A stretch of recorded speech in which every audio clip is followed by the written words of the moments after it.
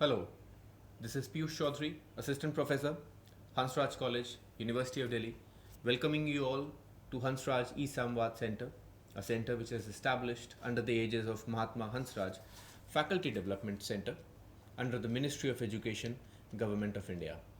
In the series of lectures on individual and society, let me now today take you to another poem titled Colombe by the poet from Barbados, Edward Kamau Brathwaite. Christopher Columbus is a familiar name in world history, who is known for his 4 extensive voyages across the Atlantic Ocean to discover new lands way back in the 15th century.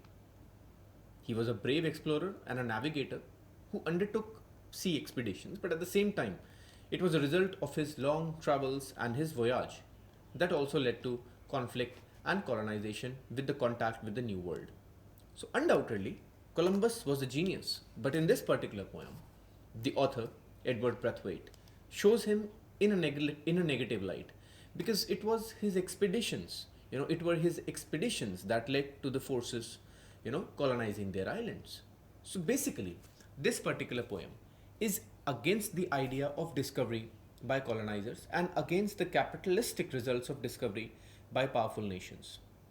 The poet believes that powerful nations got the opportunity to exploit these newfound lands due to the expeditions of Columbus, geographically, socially, as well as culturally.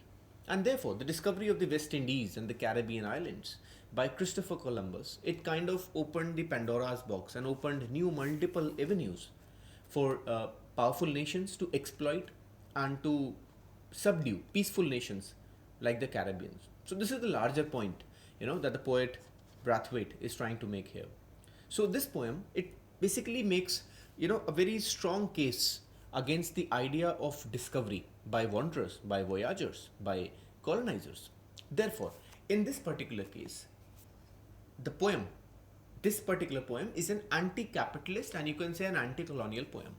One can very easily notice that, if you read this poem, and we'll be reading this poem very soon, there is a streak of revolt against the colonizers, against Columbus.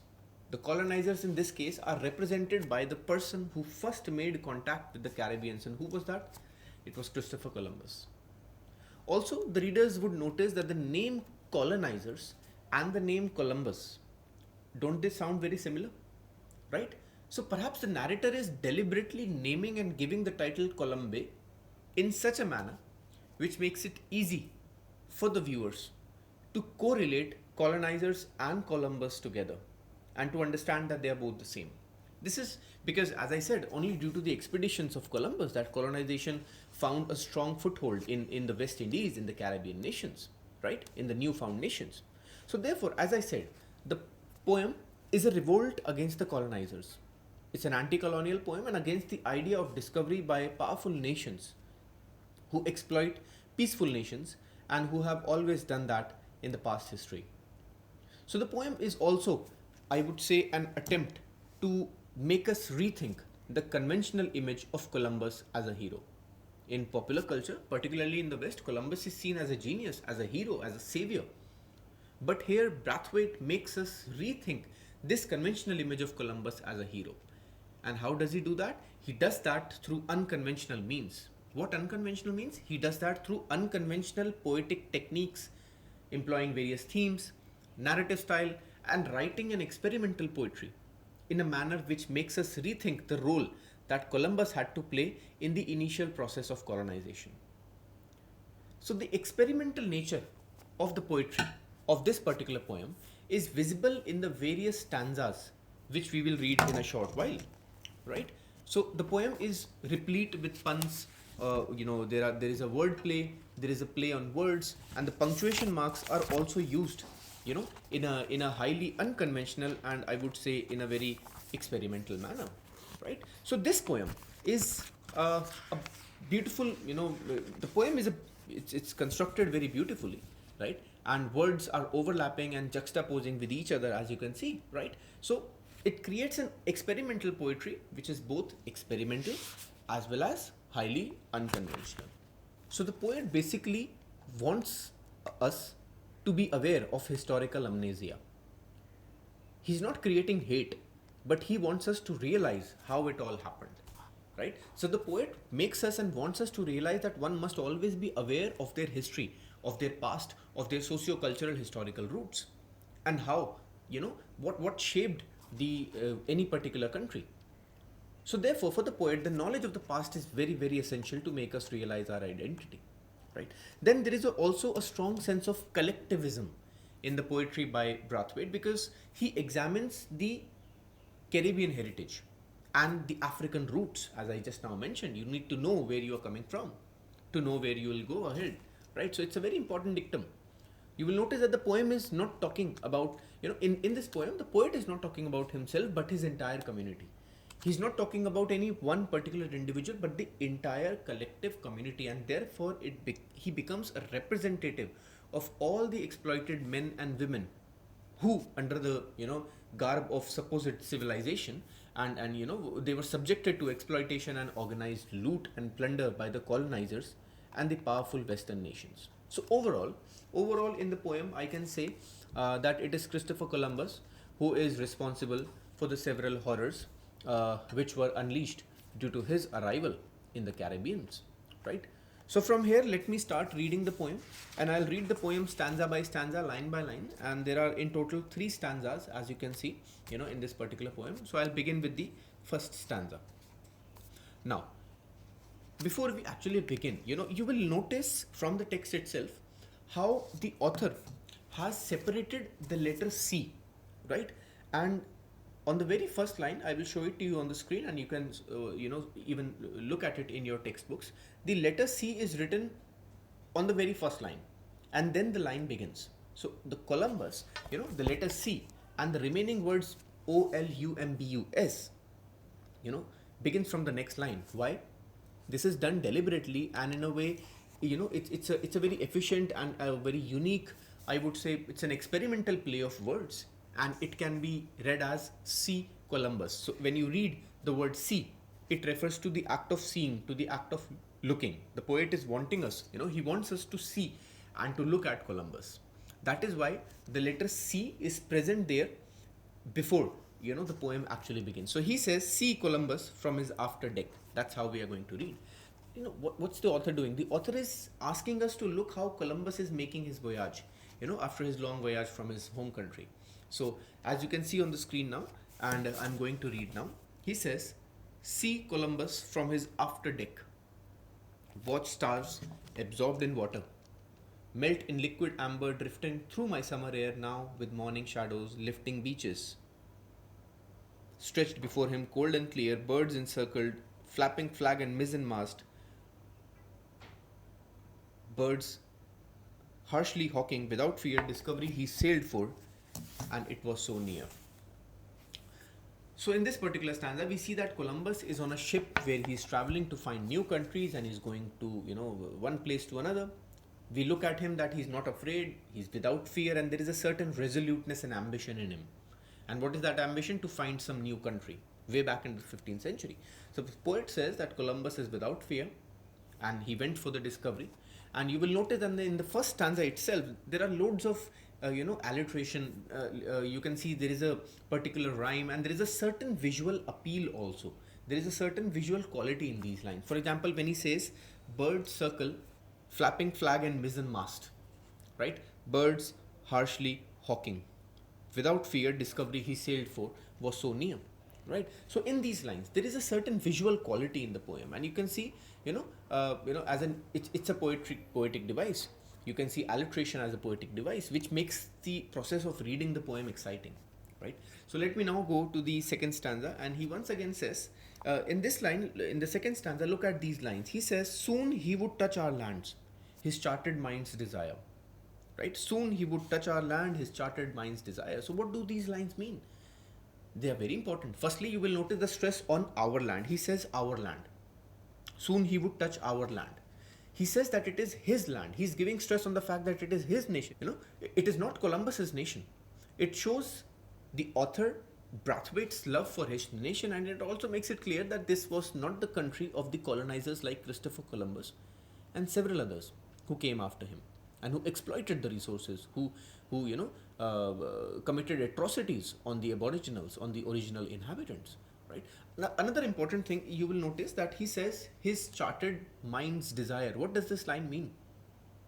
So this line basically means a mind which is full of visions, a mind which is full of maps, a mind which is full of charts, mind which is full of ideas. It shows the visionary mind of a voyager, of an expeditioner, of a traveler, right?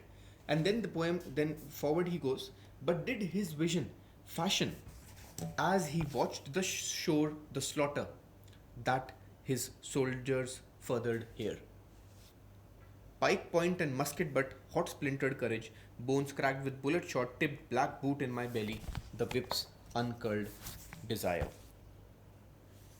So these lines, which I just now read from the book, is a direct attack, I would say, on the colonizers who came after him, to colonize and to exploit the newfound lands.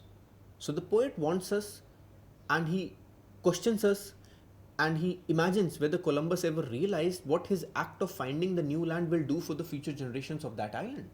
So basically he's asking, did Columbus ever realize, could he ever foresee, could he ever guess, could he ever foresee in the future that because of his act of finding the Caribbeans, these new lands, the Western, the powerful exploiters and the colonizers would come and they would slaughter and violently subdue the local inhabitants, the aboriginals of that island. So basically, he's asking us this question and is making a direct attack on the colonizers, right? It is quite clear that Christopher Columbus did not imagine, when he found this island in the 15th century, he would never have imagined, or perhaps we can give him the benefit of doubt that he would never have wanted colonization to happen violently. But ultimately, the main result of colonization and the subsequent exploitation of the local inhabitant, this was the result of his discovery. So therefore, in the second stanza, we are shown the violence which will be inflicted by the colonizers in the future, right? So when Christopher Columbus would, long have died, and here comes the, end of the second stanza. Let us read now the third stanza.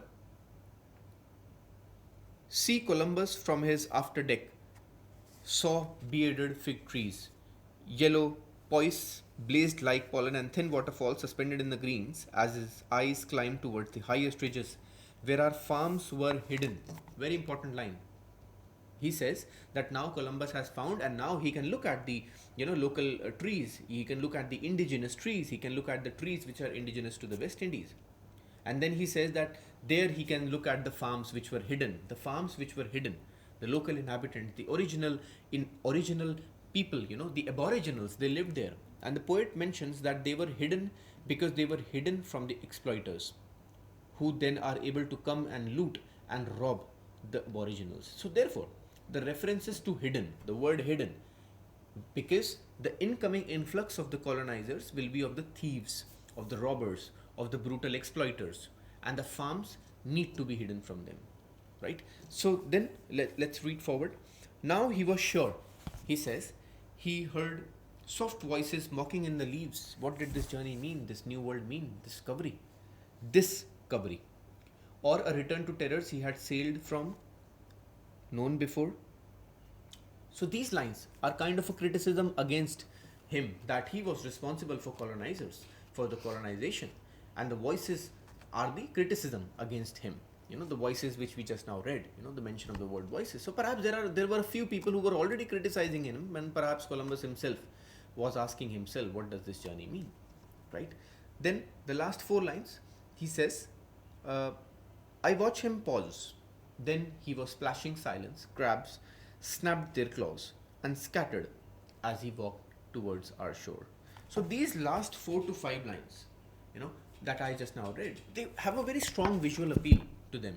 With crabs, they are snapping their claws and they are scattered on the shore. And as soon as he starts walking, the crabs also, So there's a kind of a visual appeal, when Christopher has just come ashore, as he is walking towards the shore. So basically the poet is imagining how Columbus would be coming, how he finally descended, how he discovered the new world, how he must have looked at the new world and what he might have thought, walking onwards to this new land, to this new treasure which he has just now found, right? So finally, the third and the last stanza ends here, and the poem also ends here with the arrival of Christopher Columbus